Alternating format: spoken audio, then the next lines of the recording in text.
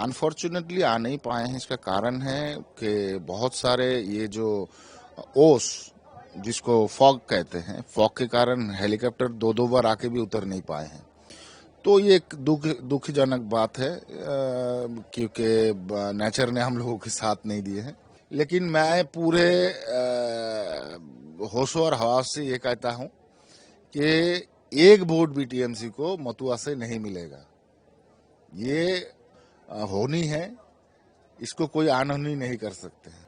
प्रधानमंत्री जी का जो सभा था ये दो हिस्सों में बांटा हुआ सभा था। एक तो सरकारी कार्यक्रम करते और उसी के साथ साथ बहुत सारे प्रकल्प जो हैं उसका शिलान्यास, उद्घाटन ये सब करना था।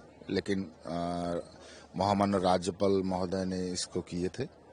दूसरा कार्यक्रम था पार्टी के कार्यकर्ता लोगों को संबोधित करना, उन लोगों को उज्जीवित करना, उन लोगों को थोड़ा सा पेशेंस दिलाना कि इस बार हम लोग आ रहे थे। तो ऐसा कुछ माहौल तैयार हुआ था, लेकिन अनफॉर्चुनेटली आ नहीं पाए हैं। इसका कारण है कि बहुत सारे ये जो ओस जिसको फॉग कहते हैं, फॉग के कारण हेलीकॉप्टर दो दो बार आके भी उतर नहीं पाए हैं। तो ये एक दुखजनक बात है, क्योंकि नेचर ने हम लोगों के साथ नहीं दिए हैं। बाकी तो उन्होंने जो वर्चुअली जो संबोधित किए हैं उसमें सभी दर्शक, सभी कार्यकर्ता लोग खुश हैं कि उनका दिल वहाँ, उनका वो पड़े थे वहाँ के, लेकिन उनका दिल यहाँ पड़े थे। तो इसके कारण माननीय प्रधानमंत्री जी भी थोड़ा सा संतुष्ट हुए हैं। वैसे तो उन्होंने दुख जताया आ नहीं पाए इसलिए। तो मेरे ख्याल से ये नेचुरल एक कैलामिटी था जिसके कारण हो नहीं पाए हैं। ममता बनर्जी जो जनसभा किए हैं वो पूरा फुल ऑफ है।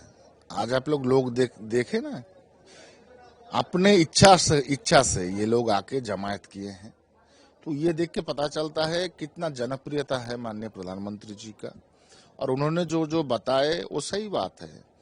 एसआईआर बंगाल में होना चाहिए, क्योंकि बंगाल सबसे पहले दिशा दिखाता है। भारतवर्ष में बंगाली दिशा दिखाता है कैसे भारतवर्ष को आगे ले जाना है। तो इसके कारण यहाँ डबल इंजन सरकार का जरूरत है। डबल इंजन सरकार होगा क्योंकि पिछले कम से कम 40-45 सालों से यहाँ कोई भी डेवलपमेंट नहीं है। डेवलपमेंट स्थगित हो गया था। तो उसी को वापस लाने के लिए भारतीय जनता पार्टी का सरकार और केंद्र सरकार मिलके ही एक डबल इंजन तैयार कर सकते हैं और उसी के साथ डेवलपमेंट का भी वातावरण तैयार कर सकते हैं। ममता बनर्जी को पता है देश में जो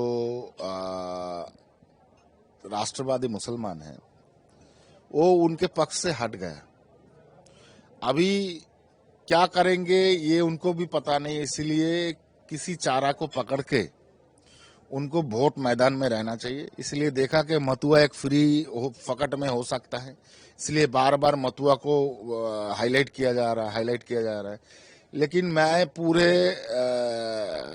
होशो और हवास से ये कहता हूं कि एक वोट भी टीएमसी को मथुआ से नहीं मिलेगा। ये होनी है, इसको कोई अनहोनी नहीं कर सकते हैं। ये होना चाहिए। देश में फ्रेश एंड फेयर वोटर का क्या तालिका है वो सबके सामने आना चाहिए। रोहिंग्या वोटर, बांग्लादेशी मुसलमान वोटर, फिर आपका डबल वोटर, फिर डेड वोटर, ये सब तो रहना नहीं चाहिए। इसके जरिए उनका वोट बैंक बड़ा है, क्योंकि उनके लोग ही जाके वही वोट दे रहे थे। तो ये सही नहीं है। देश में एक फ्रेश एंड फेयर इलेक्शन होना है और इंडियन जो सिटीजन है वो लोग ही वोट देंगे। इसी आधार पे ही एसआईआर होना यहाँ जरूरी है।